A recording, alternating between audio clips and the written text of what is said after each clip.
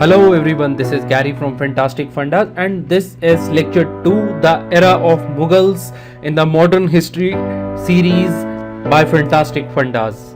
And before I move ahead, I must tell you that if you have not listened to the earlier lecture 1, which is about the earlier Mughals, or the introductory lecture, please go and listen to those. अगर आपने इससे पहले वाले lecture अभी तक नहीं सुने हैं, जो कि 2 हैं, इंट्रोडक्टरी लेक्चर और अर्लियर मुगल्स के ऊपर, आप प्लीज़ उन्हें सुन लीजिए. अगर आपको अर्लियर मुगल्स अभी तक अच्छे से याद नहीं हुए हैं, पहले उस लेक्चर को रिवाइज कर लीजिए और उसका लिंक आप यहाँ पर ऊपर देख सकते हैं. इसके ऊपर क्लिक करेंगे, नई विंडो खुलेगी, आप उस वीडियो को देखिए and then come to this. आपके लिए बहुत ईजी हो जाएगा आगे बढ़ना और परमानेंटली याद हो जाएगा.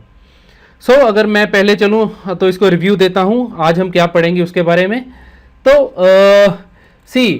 हमने पढ़ा उस टाइम पे कि कैसे बाबर से शुरू होता है, वी मूव टू हुमायूं. फिर हमने अकबर के बारे में पढ़ लिया, Jahangir, Shahjahan, and then we read about Aurangzeb.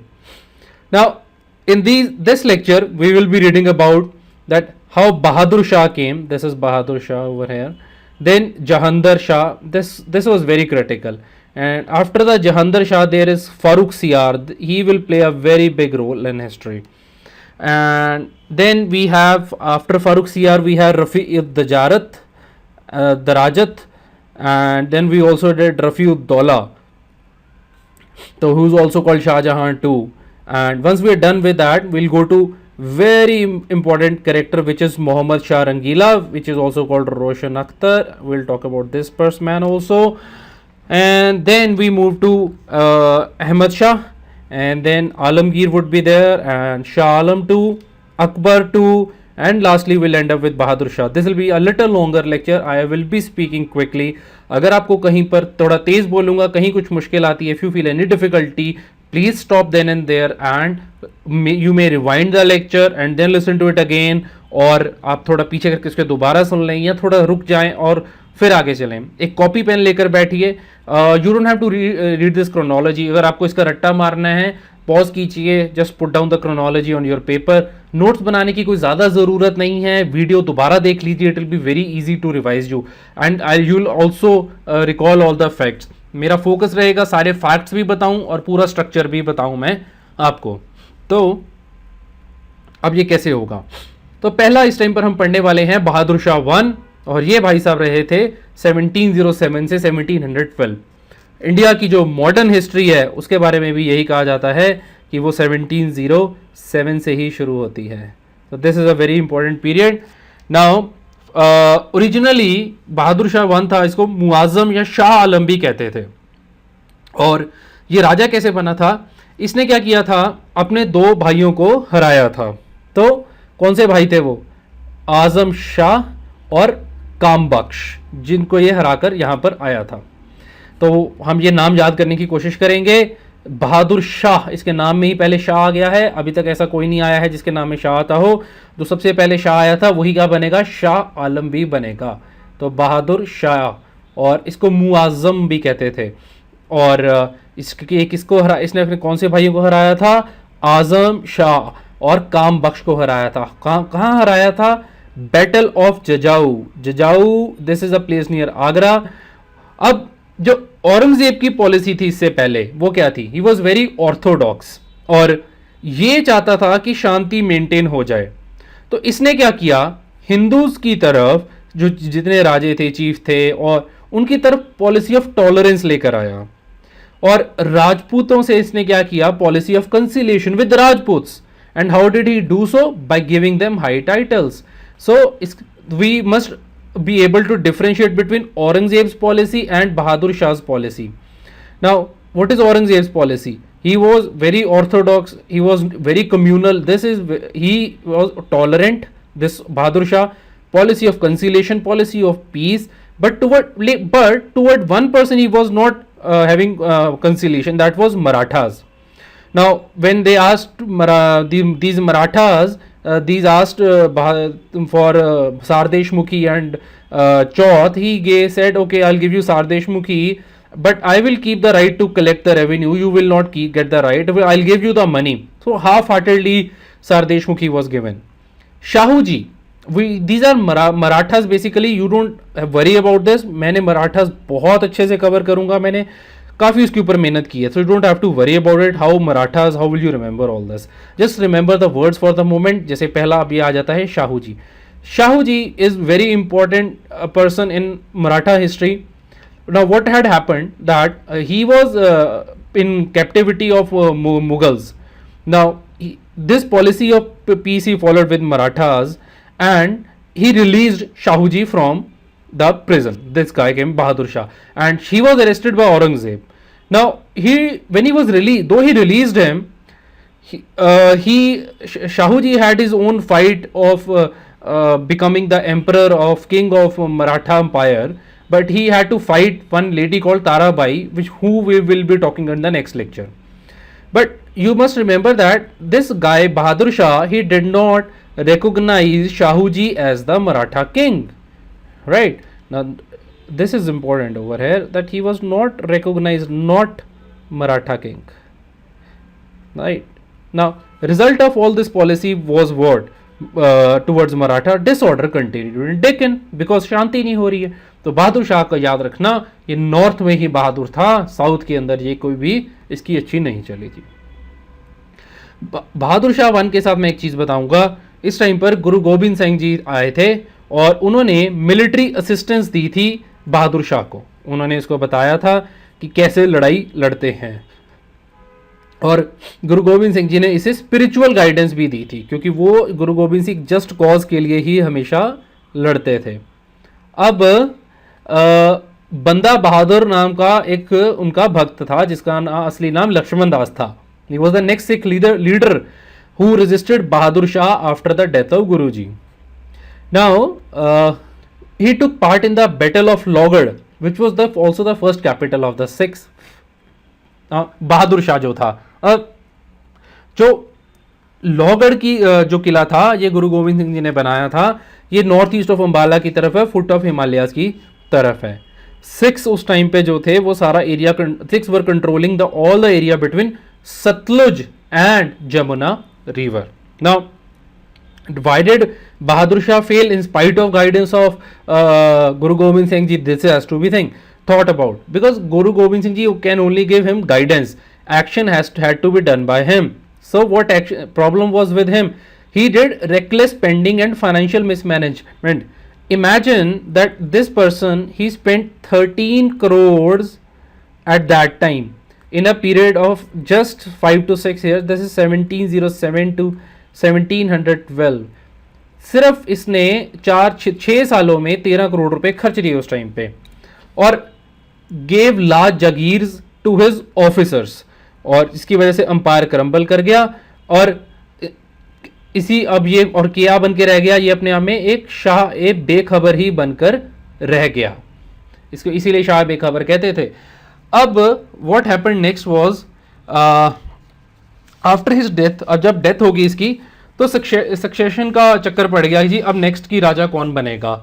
तो नोबल्स वर अर्लियर ओनली एडिंग एस्पिरेंट्स. क्या कहते थे, जो पहले नोबल्स होते थे वहां पे, वो सबको कहते थे कि जी हम आपको कैसे हेल्प करते थे राजा बनने में. लेकिन देखो मुगल एम्परर की कितने बुरे हाल हो गए. दिस वॉज द टाइम जब से नोबल्स भी कहते कि हमें भी राजा बनना है. So the key point is that nobles started aspiring. They started aspiring to be the king, right? So this was it, and next comes the Jahandar Shah. Now who is Shah Alam? Shah Alam is Bahadur Shah, not Jahandar Shah. But Bahadur Shah came first. Bahadur Shah won, तो he came first. वो सिर्फ एक याद करने का तरीका है. अब यहां से मरने मराने का काम भी शुरू हो चुका है. जो जहंदर शाह था, he came to the throne by killing Azim-ush Shan. He was the brother of Jahandar Shah and father of the next king Farrukhsiyar. तो जहंदर शाह का जो जिसको मार को इस जो अगला राजा है, उसके बाप का नाम है अजीमुन शान, और उसको मारकर ही जहंदर शाह आता है. ठीक है जी. और वो एक्चुअली जहंदर शाह का भाई ही होता है. तो यहाँ पर है देखिए जहंदर शाह, और ये इसका भाई है यहाँ पे जिसका नाम है अजीमुन शान, और इसका यहाँ पे बेटा है जिसका नाम है फ़ारुखसियार। ठीक है जी। और जहांदर शाह क्या करेगा, इसको मार देगा, ये मर जाएगा, ये राजा बन जाएगा, लेकिन ये भी हट जाएगा और फिर नेक्स्ट किंग ये बन जाएगा फ़ारुखसियार। तो अब ये बनेगा कैसे, देखिए हुआ क्या, he came to throne by killing him with the help of prominent noble. इस टाइम पर एक नोबल हुआ जिसका नाम था जुल्फिकार खान। जुल्फिकार खान, जुल्फी क्या कहता था, वो चाहता था, he wanted peace with Marathas and Rajputs, so he preserved Aurangzeb's policy, this is policy by abolishing jizya, right, he reversed it. Aurangzeb brought the policy of jizya and giving title to the kings. He controlled administration and encouraged ijara system. This is very important word, ijara system. What is ijara system? There can be a short note. आप इसके ऊपर भी short note लिख के हम इसको answer check करवा सकते हैं. वट इज इजारा सिस्टम, मैं आपको बताता हूं. कॉन्ट्रैक्ट फार्मिंग या फिर रेवेन्यू फार्मिंग को कहते थे. होता क्या था इसमें, government would give contract with revenue farmer and middle man to pay government a fixed amount of money while they were free to collect whatever they could from the peasant. जैसे कि अगर किसी के पास कोई एक land का टुकड़ा है, तो जो ब्रिटिशर जो जहांदर शाह था, ये क्या कहता था कि आप ये लैंड का टुकड़ा ले लो, और you take this land and you give me money, or some minimum amount of money had to be given, minimum amount of money, and whatever is left, that is yours. So this was the idea in ijara system.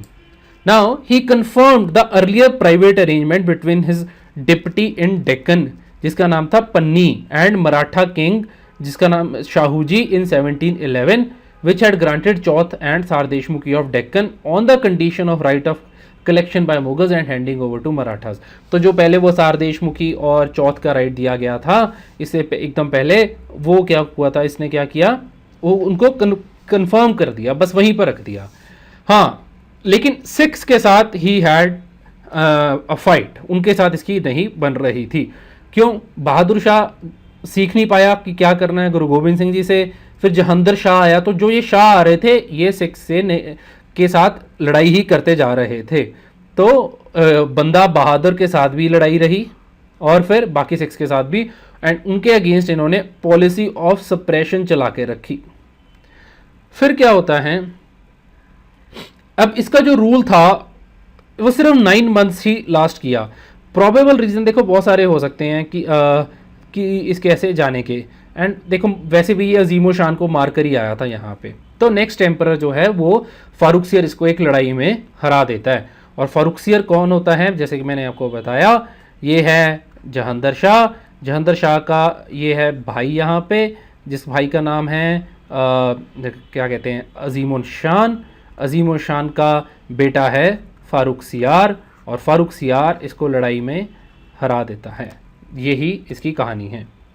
अब फ़ारुखसियार rule करेगा काफ़ी देर, 1713 से 1749 तक. जैसा मैं आपको बता चुका हूँ इसकी रिश्तेदारी क्या है. He came to the throne, अब this is very important, he came to the throne with the help of Sayyid brothers. Who these Sayyid brothers are such important people in the history, you have to remember their names, Said brothers, because they were the king makers. They were known as the king makers. Now they were Indian Muslims. What were their names? इन दोनों के नाम आपको याद होने चाहिए. सारे नाम मैं आपको याद करने को नहीं कहता, लेकिन ये जरूर याद होने चाहिए. अब्दुल्ला खान एंड हुसैन अली. ठीक है जी, अब्दुल्ला तो नाम आसान ही है, और हुसैन अली भी, MF हुसैन आपको याद रख सकते हैं अगर रखने के लिए. और खान, अब्दुल्ला गफ़ार खान मॉडर्न हिस्ट्री का एक बहुत इंपॉर्टेंट जो हुआ है, जिसको फ्रंटियर गांधी भी कहते हैं. तो ये अब्दुल्ला खान था मुगल्स के टाइम पे. हालांकि मैं दोनों को कंपेयर नहीं कर रहा हूँ, दोनों में बहुत फ़र्क था रट्टा मारने के लिए. और जो अब्दुल्ला खान था वो कौन था, वज़ीर था. वज़ीर कौन होता है, प्रधानमंत्री, वज़ीर आला. आज भी पाकिस्तान की अब उर्दू में कभी खबरें सुने जाए दूरदर्शन पे, उर्दू में यही बोलते हैं. हुसैन अली कौन था, ये मीर बख्शी था जी. मीर बख्शी कौन होता है, पे मास्टर जनरल. तो जी कौन था, एक तरफ आप एम.एफ. हुसैन को सोच सकते हैं और एक था अब्दुल्ला खान, जो क्या हैं, ये हैं Sayyid brothers and they are the king makers. अब जो राजा आता है, हम बात कर रहे थे फारुखसियर के इस टाइम पे, तो फारुखसियर क्या करता है, बंदा बहादुर जी को ये कैप्चर कर लेते हैं एट गुरदासपुर फोर्ट, ठीक है जी, एंड एग्जीक्यूटेड इन दिल्ली, इसको मार देते हैं दिल्ली इलाके को कैप्चर करके 1715 में। इंग्लिश एम्बेसी इस टाइम पर आती है, यहां पर दो लोग आते हैं, John Surman and doctor William Hamilton.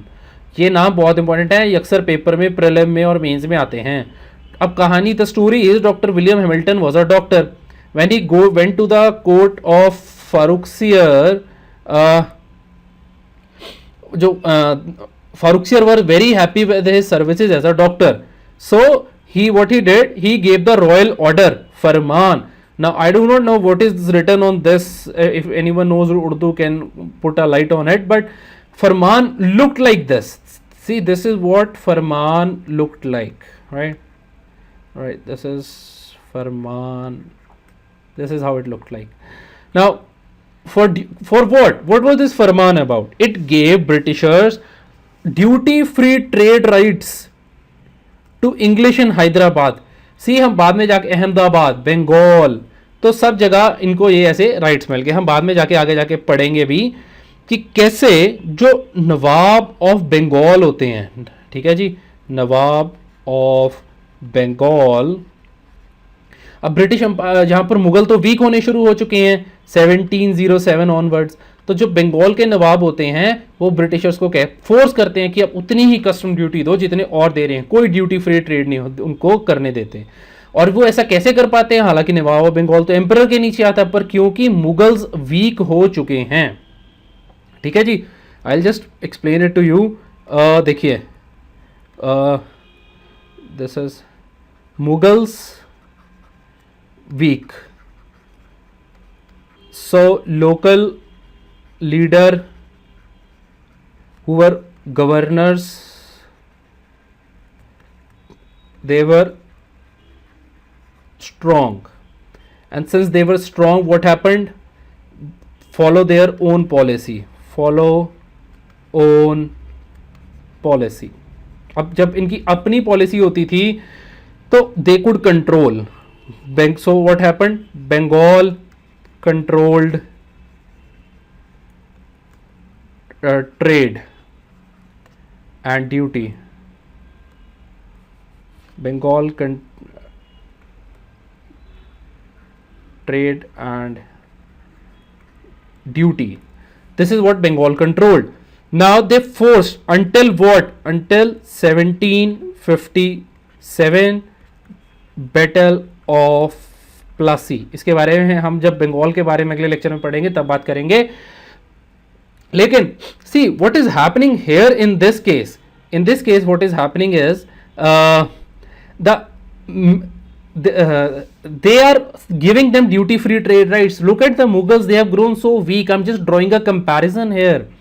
Now when such things happen, what happens, that duty free trade is given, the English, their trade was revolutionized। उनका ट्रेड तो वाह होगी, उनकी तो बहुत आगे बढ़ गया, बहुत आगे चल गया।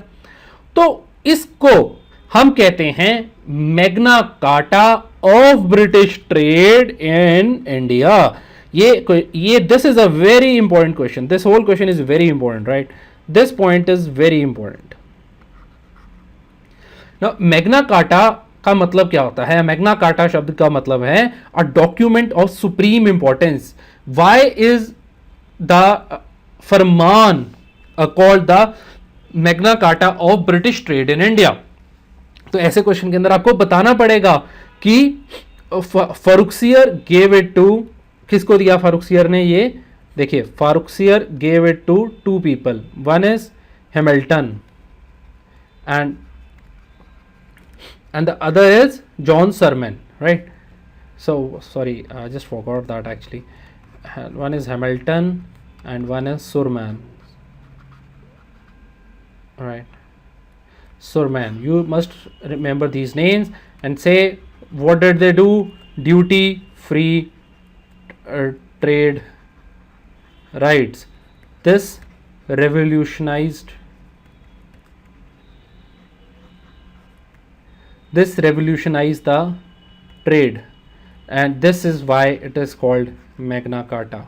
And whose time it happened? It happened at time of Farrukhsiyar. So this is the thing. Now so this was about it. Now what else? In 1717, now there is something in Maratha Empire. There are two things, right? When we read about Marathas, I'll tell you about them, but just to interlink things, in Maratha Empire there are two things. One is king and one is Peshwa, and we'll see that how slowly with time, first king was very powerful, and then slowly Peshwas became powerful. So the first Peshwa of Shahuji was the king. His first Peshwa, Balaji Vishwanath, he became, now Farrukhsiyar became the first Maratha leader to visit Mughal emperor's court. He favored the Said brothers. Now he asked for collection of Chauth.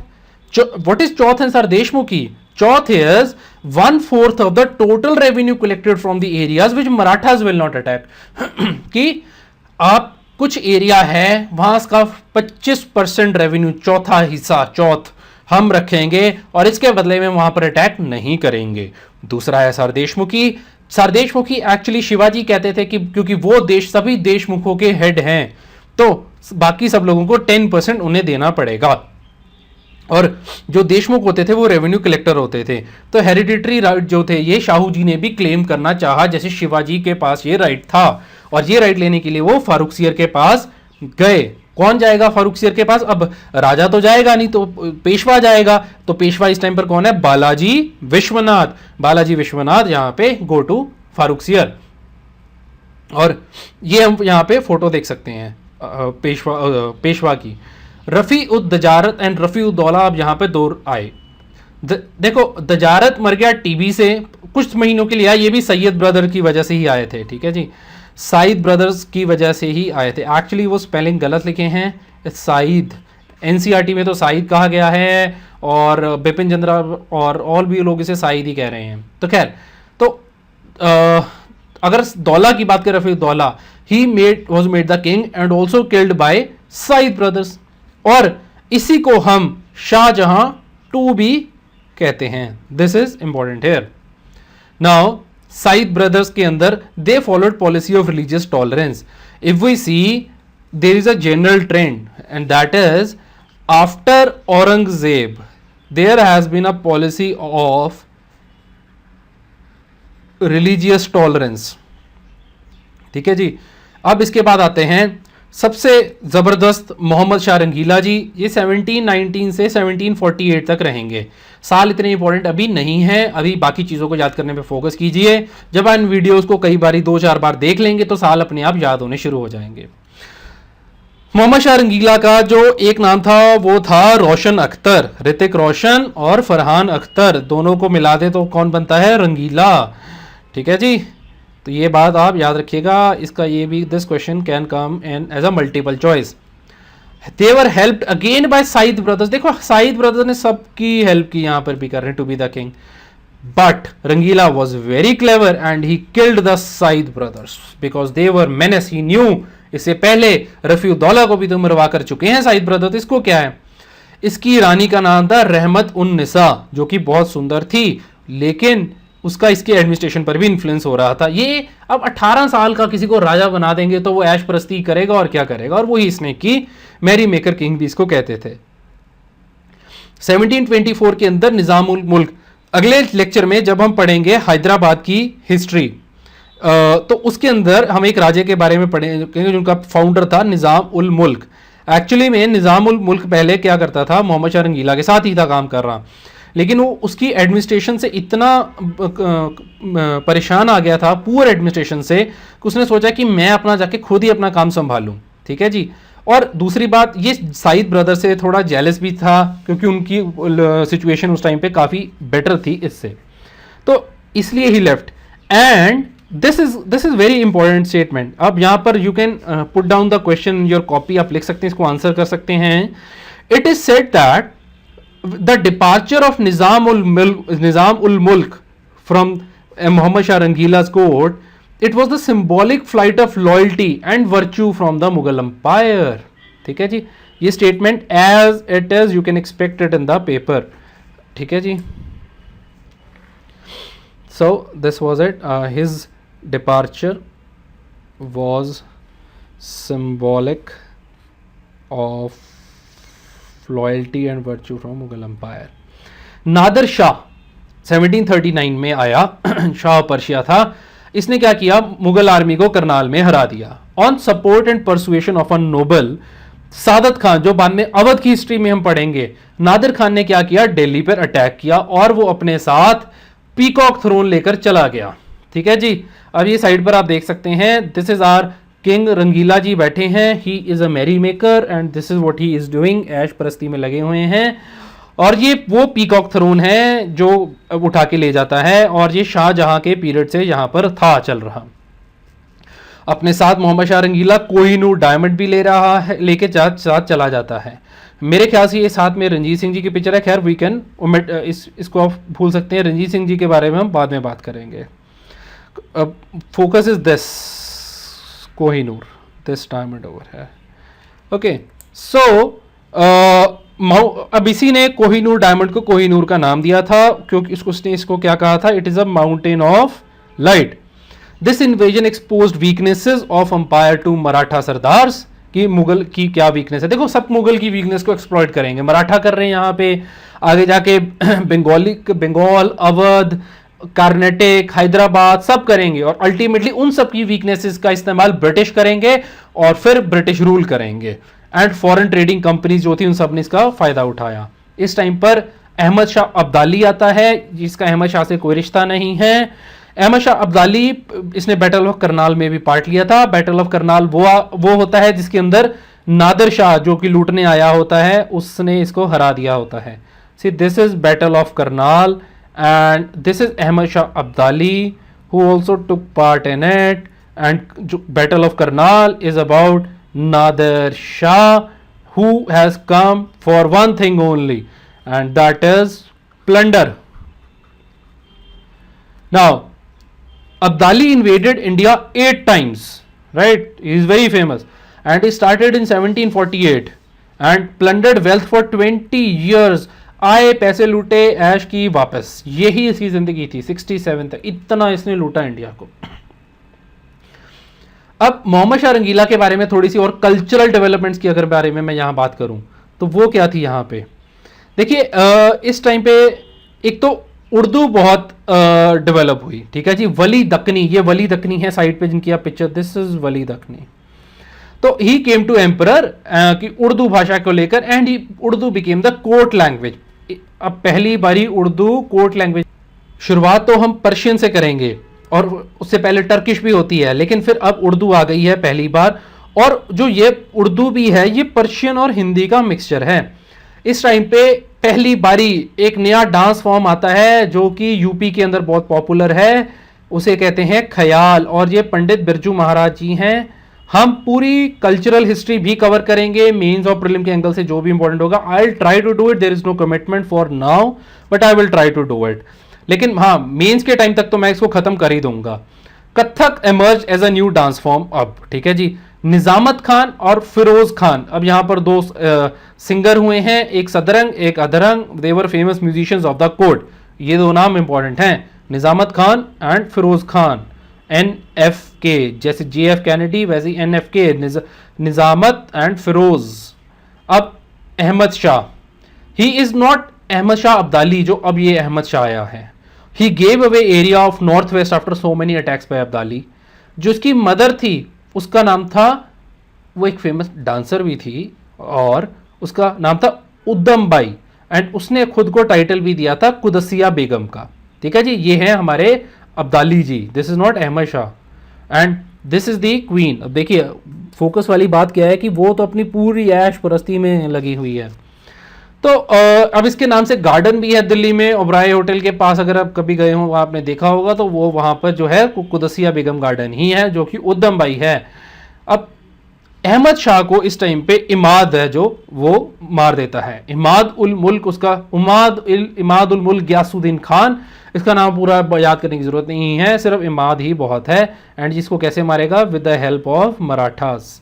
ये बात है यहाँ पर आ जाती, क्योंकि Mughals और मराठा की तो वैसे भी लड़ाई ही चल रही होती है। So the next is Alamgir. Alamgir was there from 1754 to 59। इसको अजीजुद्दीन भी कहते हैं। औरंगजेब का नाम आलमगीर भी था। आलमगीर 1, औरंगजेब सब ए ही हैं। आलमगीर, मराठा और इमाद ने फिर आपस में पैक्ट कर लिया सिक्योरिटी ऑफ नॉर्थ वेस्ट के लिए, अब्दाली के अटैक से बचने के लिए, और इमाद ने ही मुगल्स के राजा को मारा था। अब ये सारी जो चीजें होती हैं, ये थर्ड बैटल ऑफ पानीपत में जाके एंड होती हैं, जो 1761 में होगी जाके। 14 जनवरी 1761 से थर्ड बैटल ऑफ पानीपत शुरू हो जाती है।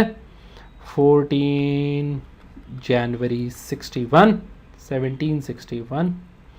Now it was during these invasions that Abdali recognized, क्या अब जब लड़ रहे थे अब्दाली ने क्या देखा, एक तो उसने आलमगीर को मना दिया एम्परर, इमाद को उसने एक्सेप्ट कर लिया वजीर, और पंजाब क्या जी, ये रोहिल्ला चीफ था इस टाइम पे, रोहिलखंड का था नजीब खान, उसको सुप्रीम एजेंट मान लिया और मीर बख्शी मान लिया। Mir Bakhshi controller of military affairs. जो रोहिल्ला शब्द है इसका मतलब है रोहिलखंड। अगर आप इस टाइम पे रोहिलखंड देखें तो ये वेस्टर्न यूपी वाला जो पार्ट है, दिस आप मैप के ऊपर देख सकते हैं इसको, यूपी बरेली पीलीभीत वाला जो एरिया है अवध के बिल्कुल साथ में। तो रोह का मतलब माउंटेन होता है, और ये पश्तो भाषा का शब्द है। पश्तो कहाँ की भाषा है, अफगानिस्तान की है, पहाड़ी भाषा है। वैसे रिसेंटली अभी क्या हुआ था, जब अफगानिस्तान के प्रेसिडेंट 2015 में इंडिया में अभी आए हुए थे, तो he specifically met people in India who speak Pashto. तो देखो कल्चर से जो कल्चरल डिप्लोमेसी होती है वो बहुत हेल्प करती है। ठीक है जी, ऐसी एक साइडी बात है आपको बता रहा हूं। खैर, the war with Abdali created crisis. क्यों? मराठा लीडर उस टाइम पर रघुनाथ राव थे, ही अपॉइंटेड अदीना बेग। रघुनाथ राव जो था, इसको कोई बहुत अच्छा इसने रोल नहीं प्ले किया अगर एक किस्म से देखा जाए तो। He appointed Adina Beg as governor of Punjab. और इसने क्या किया, नजीब खान को जो कि रोहिल्ला चीफ था उसको निकाल दिया। अब इमाद क्या करता है, जिसने पहले भी एक राजा को मार दिया होता है, उसको वो क्या करता है, शाहजहां 3 को, the great grandson of Aurangzeb को थ्रोन पे बिठा देता है, लेकिन उसकी ये कोशिश कामयाब नहीं होती। अब शाह आलम 2 आएगा। बहादुर शाह हमने पहले पढ़ा था, वो पहला लेटर मुगल्स में था, लेकिन अब हम बात कर रहे हैं ये शाह आलम 2 की, हु एक्चुअली रूल नेक्स्ट। और इसका रूल बहुत क्रिटिकल है 1759 से 1806 तक। शाह आलम का जो दूसरा नाम था वो था अली गौहर। ठीक है जी, अली गौहर। अब इसको क्या हुआ था, दिल्ली से इसके वजीर ने निकाल दिया, और ही वॉज, अब जब दिल्ली से इसको निकाल दिया गया राजा को, ये मर्जी पर रहा। किसकी मर्जी पे? पहले अवध के राजा की मर्जी पे, जो कि शुजा-उद-दौला था। शुजा-उद-दौला के बाद ये प्लासी तक एक्टिव रहेंगे, और उसके बाद फिर मराठास के मर्जी पर रहा, और फिर इंग्लिश की मर्जी पर रहा। तो बेचारा दर दर की ठोकर खाई। वजीर अब खुद क्यों नहीं राजा बन गया जो वजीर था? क्योंकि रॉयल लीनियज नहीं थी, रॉयल ब्लड नहीं था, शाही खून नहीं था, और लोग उसी को रिस्पेक्ट करते थे। तो जो continuation of Mughal monarchy after 1759 हुई है, हालांकि अगर आप देखें कोई मिलिट्री पावर भी नहीं थी, उसका एक ही कारण था कि जो मुगल्स का लोगों के माइंड्स के ऊपर कंट्रोल था, वो इसीलिए वो कंटिन्यू कर पा रहे थे। और ये आप देख सकते हैं साइडवेज पिक्चर में, Shah Alam 2 is the emperor, he is sitting, और ब्रिटिशर्स के साथ उनकी शरण में जाकर ये रहेगा। और ब्रिटिशर्स बहुत चालाक हैं, वो खड़े रहे वहां पे। अब शाह आलम 2 के टाइम पर कुछ और बातें भी हैं। 1761 में अगर अब आप देखें, सबसे पहले यहां पे third battle of Panipat, Marathas were defeated, Ahmad Shah Abdali also fought against Marathas. ये बातें हुई, मराठास के अगेंस्ट लड़ा था अब्दाली यहाँ पे। 1764 के अंदर देखो, बैटल ऑफ बक्सर हो जाएगी, इसकी डिटेल हम बाद में पढ़ेंगे, लेकिन अभी आपको याद करनी है क्या बात, कि मुगल एम्परर शाह आलम 2 पे 1, then you Shah Alam 2, nawab of Bengal जो मीर कासिम होंगे, और पहले मीर जाफर आते हैं, फिर मीर कासिम आते हैं। तो मीर कासिम जो होते हैं बैटल ऑफ बक्सर में पार्ट लेते हैं, और अवध के शुजा उद दौला, ये सारे हैं इकट्ठे मिलकर लड़ते हैं और ब्रिटिश जीत जाते हैं इसमें। और 1765 में शाह आलम टू जो होते हैं, he gave Deewani rights. Deewani rights क्या होता है? दीवानी मतलब सिविल, ठीक है जी, जैसे फौजदारी क्रिमिनल। तो सिविल राइट्स क्या होते हैं? Collection of land revenue for what? Bengal, Bihar and Orissa to English. तो राइट्स कैसे हैं? Right to collect the revenue, land revenue. Now फिर क्या होता है 1771 में? Marathas were able to bring back the emperor into Delhi, but he was still under the protection, under their protection till English captured Delhi. Marathas की उसी उन्हीं में रहता था। अब सेफ्टी में 1803 आ जाता है, 1803 Delhi was captured by English under Lord Lake. This name is important here. Lord Lake के अंदर के साथ ये दिल्ली कैप्चर कर लेते हैं। और जो किंग होता है Shah Alam to become the first Mughal to get pension from English. अब वो उसको कोई ट्रिब्यूट नहीं देगा, कोई भी, no tribute for him, only thing he gets is pension. और ब्रिटिश अपनी मर्जी से देंगे पेंशन पे। अब 1803 से 57 तक, जैसा मैंने कहा, Mughal emperors were merely political front for English. Actually में यहां से अब ब्रिटिशर्स का रूल होना ही एक तरीके से शुरू हो जाता है। हालांकि वो अपना नकाब पहन के रखेंगे, and when they remove their this cover, with that we will see in the coming lectures. Next king is Akbar II, 1806 to 1837. He was just this was the period of confrontation. English have problem with everything now on with whatever British Mughals were doing. British asked him to give away, आप अपने सारे title, राजा महाराज जो भी है, all that put it away, आप कुछ भी ceremonial नहीं पहनोगे। अब ये जो अकबर II होता है ये बहुत परेशान हो जाता है। So what he does is, ये राम मोहन रॉय, ठीक है जी, जो उस टाइम तक राम मोहन रॉय होते हैं, उनको इंग्लैंड भेजता है that go to as his ambassador, go there and talk to the English company की what are you doing with me, ठीक है जी। And it is this king, this person only, Akbar II, who gives Raja Ram Mohan Roy को राजा का जो title है वो यही देते हैं अकबर II। और लैंग्वेज, अब क्योंकि ब्रिटिश का रूल हो गया है तो पर्शियन से लैंग्वेज भी इंग्लिश की तरफ शिफ्ट हो रही। देखो कैसे क्वेश्चन बन सकते हैं। Discuss the happenings, the events which show that since 1803 it were the Britishers who were effectively controlling the Mughal empire and not the Mughal dynasty. So this can be a question in paper ऐसे। So next is Bahadur Shah Zafar. This is the last Mughal emperor. This is second Bahadur Shah II, and 1837 to 1858. He was son of a Rajput princess and Akbar II. Zafar was his pen name. Urdu poetry he really liked it. सब जानते हैं. Patronized Mirza Ghalib, and Mirza Ghalib की मैं आपको photo भी दिखा दूंगा side पे। ये जाफर ऊपर बैठे हैं, ये नीचे मिर्जा गालिब हैं। And he was captured by English at Humayun's tomb along with his favorite queen. कहा, you know the story is, इसको भगा कर लेकर गए थे। अब कैन यू इमेजिन, मतलब मुगल सल्तनत का राजा और क्या हाल हो गए, और इतनी गरीबी हो गई थी, ऐसा कहा जाता है between this period, this 1837 to 58। This is written, this is not me saying, this book says they had to sell their utensils to live, खाना खाने के लिए अपने बर्तन तक बेचने पड़ गए थे इनको। Captured by English at Humayun's tomb along with his favourite queen Zeenat Mahal and exiled to Rangoon, Burma. हालांकि इसको वहां ले गए थे, दिल्ली में अब भी एक कब्र खाली पड़ी है और इसकी इच्छा थी कि वहां पर उसे दफनाया जाए, और वो कब्र आज भी खाली है, इसकी वेट कर रही है। खैर ये वहां पर मर गया और इसकी जनरेशन अब भी दिल्ली में रहती हैं।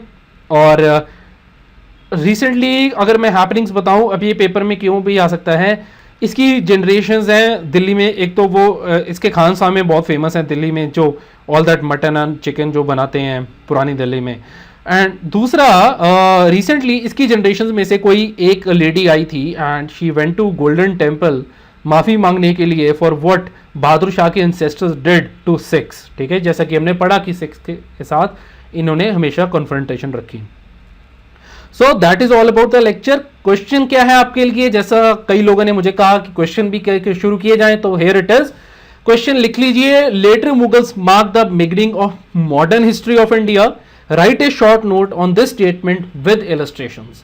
मैं देखना चाहूंगा कि आप इसको कैसे अटेम्प्ट करते हैं। It's a very nice question, paper में लिखने के लिए, सिविल सर्विस एग्जाम के लिए ऐसा क्वेश्चन इंपॉर्टेंट बन जाता है। मैक्सिमम आपको 200 वर्ड्स में लिखना है और 12.5 नंबर हैं। I will check the answer for you.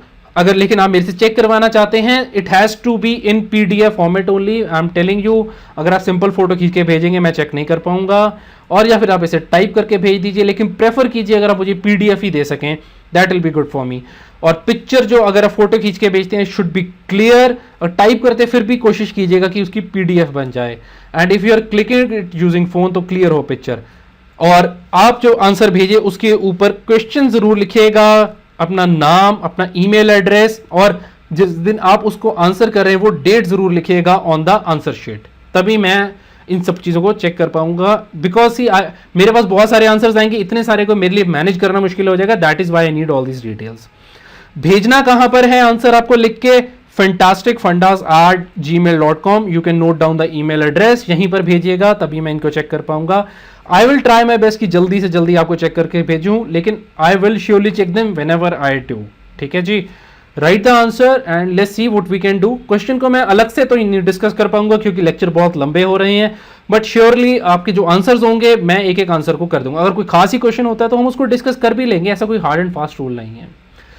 Next lecture बहुत इंटरेस्टिंग लेक्चर है, इंडियन स्टेट्स के बारे में पढ़ेंगे, हैदराबाद, अवध। सी जो मैं आपको स्टोरी अभी पीछे भी बता रहा था कि कैसे शिफ्ट हो रहा है, मुगल से वीक हो रहे हैं, और जब मुगल वीक हुए तो इंडिया में क्या हुआ, और जो इंडिया में कुछ हुआ ब्रिटिशर ने उसका फायदा कैसे उठाया और ब्रिटिश रूल एस्टैब्लिश किया, इसकी अगले लेक्चर में बात करेंगे। So that is it. और अगर आपको अभी इस लेक्चर में कुछ कमी लग रही है, आई वुड से इस लेक्चर को अभी आपने एक बार सुना, गो बैक, अपनी ब्रेक लीजिए थोड़ी सी 5-10 मिनट की, listen to this lecture again, दोबारा सुनिए, यू विल रिमेंबर इट। और कल इस लेक्चर को अगर एक बार दोबारा सुन लेंगे, आप मुगल अपनी लाइफ में नहीं कभी भूलेंगे, मैं आपको ये बात बता रहा हूं। और तब आप कोशिश करें इस आंसर को लिखने की। जब आंसर लिखें तो ट्राई कि आप बिना देखे लिखें, अगर नहीं भी बात बन रही तो आप देखकर एक बारी रिवाइज कर भी आंसर लिख सकते हैं। ठीक है जी, लेकिन बेटर ये रहेगा कि आप एक बारी, 2 बार, 3 बार इस वीडियो को अगर आप देख लेते हैं, 3 times, this video will be yours और this lecture would be yours, आप कभी नहीं भूलेंगे। अभी तक के 2 लेक्चर्स के अंदर आपने अगर सब कुछ अच्छे से याद कर लिया, आपके पेपर में कुछ नंबर सिक्योर हो गए हैं, मैं आपको ये श्योर कर सकता हूँ, कुछ ना कुछ क्वेश्चन आता है। That is all. And please आप हमें सब्सक्राइब कीजिए क्योंकि दिस इज वेरी टफ, मेरे लिए टाइम मैनेजमेंट मुश्किल हो रहा है। I want you to subscribe a lot. ठीक है जी, और आप इसे फेसबुक पे शेयर कीजिए इस वीडियो को please, this is very important, तब भी दैट सपोर्ट्स मी एक्चुअली, एक मोटिवेशन रहता है। और अभी भी कुछ क्वेश्चंस, कमेंट्स, ऑब्जर्वेशन, डिस्कशन कुछ भी करना चाहते हैं नीचे आप कमेंट सेक्शन में कर सकते हैं। अगर कुछ लोगों के क्वेश्चन रहते हैं, I will answer them all, you don't worry about it. And that's it, thank you for watching.